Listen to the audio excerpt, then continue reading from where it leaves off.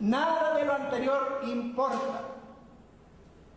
Todo principio, toda norma jurídica, toda legalidad, toda garantía constitucional, toda verdad, toda justicia, toda decencia y todo buen sentido pueden ser atropellados si ello es necesario para satisfacer los ánimos de odio y de venganza. Lamentablemente, tamaña corrupción no conmueve a nadie. Sobre esto, nadie habla. La sociedad guarda silencio, en general por ignorancia. Y la dirigencia política también guarda silencio, pero este silencio es doloso. La verdad es que en el año 1973, ante la gravísima situación que se vivía, la anarquía, la violencia generalizada, el terrorismo y la desesperanza, la usurpación de propiedades, la expropiación de tierras e industrias, la destrucción de la economía, de las instituciones políticas y de la democracia, el riesgo inminente de una guerra civil y de la instauración de una dictadura totalitaria en nuestra patria, la enorme mayoría de la ciudadanía pidió la intervención de los militares. Sin embargo, esos mismos que pidieron a gritos la intervención militar y que se beneficiaron de los prodigiosos cambios que tuvo Chile, ahora dicen: ¡qué horror! Hubo muertos, torturados y desaparecidos. Yo nunca justifiqué el golpe. Yo dije que no era eso. Yo siento una especial sensibilidad por quienes vieron sus derechos conculcados durante el gobierno militar. ¿Y quiénes sienten una especial sensibilidad por los militares que murieron, que quedaron mutilados o incapacitados, o que expusieron sus vidas para salvar a Chile y a los chilenos y que actualmente son sujetos del odio y de la venganza? ¿Y quiénes sienten una especial sensibilidad por los militares que son presos políticos?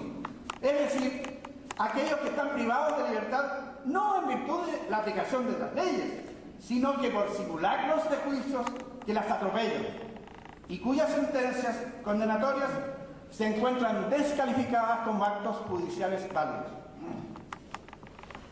Quienes imploraban la intervención militar ahora reniegan del gobierno militar y se alían con los grandes causantes de la tragedia. ¡Qué gran hipocresía! Ellos han popularizado el grito de ¡nunca más!, refiriéndose a dicha intervención militar. Un grito que es inútil si no añadimos otro. ¡Nunca más! El contexto y las condiciones que la originaron. La prédica y la práctica del odio y de la violencia. El aplastamiento de la vida, del honor, de la libertad y de los bienes del prójimo. Lamentablemente, hay una gran verdad olvidada. La actividad guerrillera y terrorista llevada a cabo por diversos movimientos que promovían la lucha revolucionaria armada, que fue la que dio origen a las actividades represivas que le siguieron por parte de los organismos de seguridad del Estado. Al respecto, es preciso destacar que la denominada guerrilla es una verdadera guerra. Una guerra que es solapada, porque no se declara. La guerrilla no respeta ninguna ley, bélica ni moral. Mata a mansalva, tortura, daña a inocentes y destruye de modo insensato e inútil bienes productivos. Para llevar a cabo con éxito la colosal tarea de reconstruir a una nación en ruinas y para recuperar el orden necesario para desarrollar las diversas actividades nacionales, era imprescindible desbaratar la acción de los subversivos armados, para lo cual fue preciso utilizar la violencia legítima del Estado. A contar del 11 de septiembre de 1973 y durante los años siguientes, los militares estaban en guerra contra el enemigo, constituido por los terroristas y los guerrilleros urbanos y rurales. El referido enemigo no era una entelequia, sino que algo real y concreto. Al respecto, bastaría mencionar a José Gregorio Liendo Vera, más conocido como comandante Pepe, militante del MIR y líder del movimiento campesino revolucionario, cuya base de operaciones estaba en el complejo forestal y maderero de Panguipulli, quien, en una entrevista concedida a la periodista Nena Osa y en relación con los objetivos de la lucha, declaró, pregunto, ¿cuál es el plan de fondo de ustedes a corto, mediano y largo plazo? Respuesta, tomarnos los campos y los pueblos del sur, violentamente si es necesario, mientras en Santiago el MIR se toma la ciudad y bajan a unirse con nosotros a medio camino. Pregunta, o sea, la meta es tomarse todo Chile violentamente. ¿No les importa si muere gente?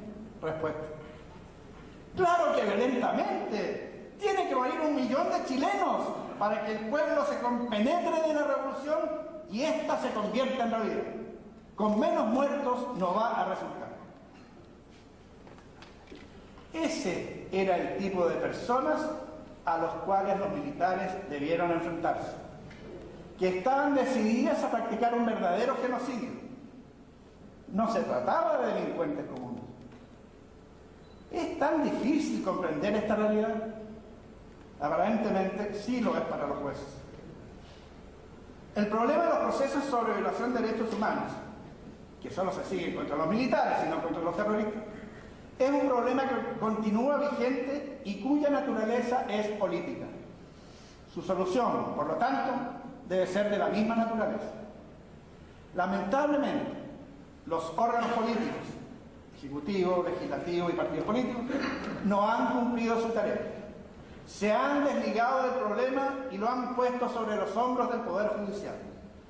Y la Judicatura tiene una incapacidad natural para solucionar un problema que es esencialmente político y no judicial.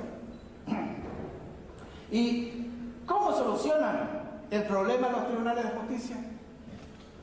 Lo hacen de acuerdo con la función judicial que les es propia, pero juzgando a los militares como si los delitos que les son imputados hubiesen ocurrido en el día de hoy, en una época de plena normalidad y sin considerar que el contexto social histórico fue circunstancia decisiva de los abusos y hechos delictivos, los que se inscribieron dentro del marco de la represión de los atentados terroristas que los militares debieron combatir. Y eso no es todo. En el ejercicio de la precitada función judicial se da otro hecho gravísimo, que los tribunales no someten su acción a la Constitución y las normas dictadas conforme a ella, lo que produce una deslegitimación constante del Poder Judicial, una institución clave en el Estado de Derecho.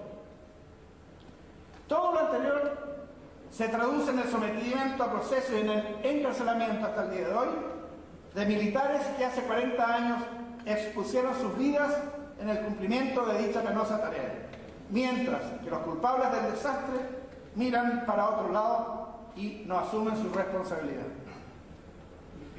El hecho cierto es que los jueces abusan de sus facultades jurisdiccionales e imponen su voluntad por sobre el mandato explícito de la norma. Nunca se habían dado en Chile los atropellos a la verdad y a la ley que están teniendo lugar bajo nuestra judicatura actual. Dado que los tribunales de justicia no dan señales de querer modificar su actuar inconstitucional, arbitrario e ilegal, la única manera de poner término a la iniquidad judicial contra los militares, que denuncio en mi libro, es la dictación de una nueva ley de amnistía, como la que propuso en el año 1995 el presidente Piñera cuando era senador. Ya han pasado 40 años desde la ocurrencia de la mayoría de los trágicos sucesos que se siguen investigando por los tribunales de justicia y por los que se continúan abriendo absurda e ilegalmente nuevas causas criminales. Condenar a cientos de militares, muchas veces sin pruebas, a morir enfermos y martirizados en una cárcel, lejos de sus familias, no constituye un camino que contribuya al bien común de nuestra sociedad, ni ayudará a obtener la paz y la reconciliación entre compatriotas. Ya es hora de decir basta al abuso y a la odiosa persecución contra los militares. Urge ponerle fin a procesos con claras connotaciones políticas, extinguiendo toda acción vengativa en contra de los militares para clausurar un pasado violento y cargado de odios y de discordia, promover la unión nacional y afianzar la paz interior. Es preciso un acuerdo político para cerrar las heridas del pasado y mirar unidos al futuro. Una ley de amnistía contribuiría a superar odios y rencores, a olvidar el trágico pasado político y a dar pasos en la búsqueda de la reconciliación nacional. El perdón nos permitiría dar vuelta a la página y poner fin a la crisis política más grande del siglo pasado. Ya es hora de que nuestra sociedad se reconcilie, lo que solo se logrará rescatando los principios básicos en que se funda el Estado de Derecho y superando odios y prejuicios. Ello pasa por una honesta interpretación de lo sucedido en Chile desde 1964, admitiendo culpas compartidas y considerando que todos fuimos víctimas de un mundo ideologizado y desquiciado por la Guerra Fría. No pierdo las esperanzas de que el presidente Sebastián Piñera proceda, el último día de su mandato, a decretar indultos particulares para todos los militares que actualmente se hayan privado de libertad, tal como lo hizo el presidente Patricio Aylwin con los asesinos de 5 escoltas del presidente Pinochet. Con tal actitud honraría, al menos en parte, el compromiso contraído ante un numeroso grupo de militares en retiro en el Círculo Español el día 8 de noviembre del año 2009, durante el periodo de campaña presidencial. Tampoco pierdo las esperanzas de que la próxima mandataria, Michelle Bachelet, como presidente de todos los chilenos y velando por el bien común, impulse, a través de los senadores que la apoyan, una nueva ley de amnistía como la que propongo en mi obra, la que no está prohibida por tratados internacionales como algunas voces señalan.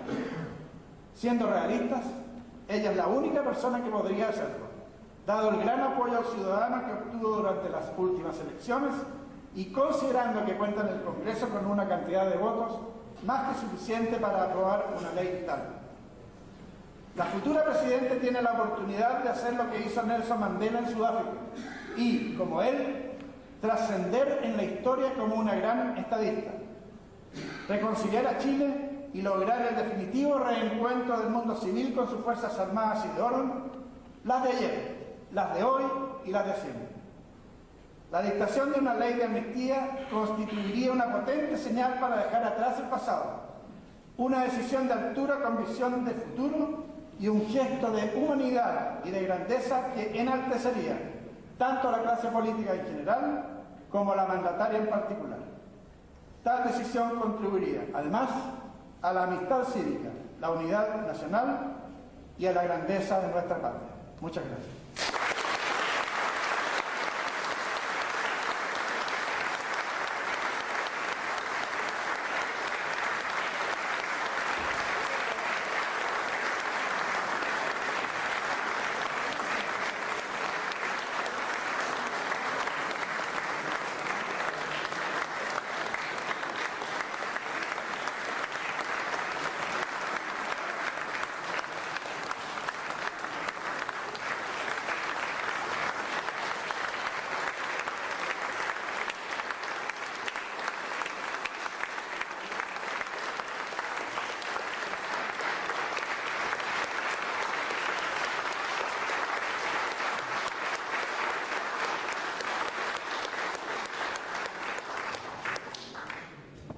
Bueno, junto con agradecer la presencia de ustedes, quiero invitarlos a continuación a un café.